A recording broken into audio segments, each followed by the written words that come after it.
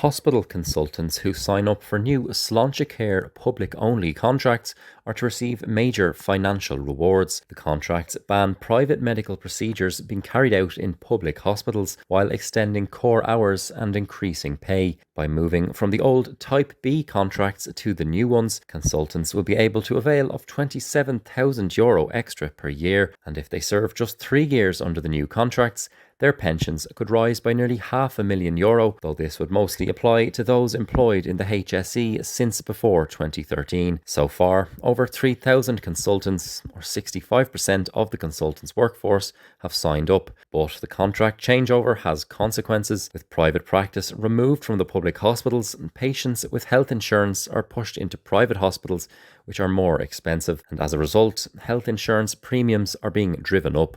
VHI, Leia Healthcare and Irish Life Health are all increasing prices by 3 to 4.5% this October, adding around €180 to €185 a year to a typical family plan. Sláintecare professes to ensure equal healthcare access for all, but it is also reshaping the market and pushing insurance costs higher.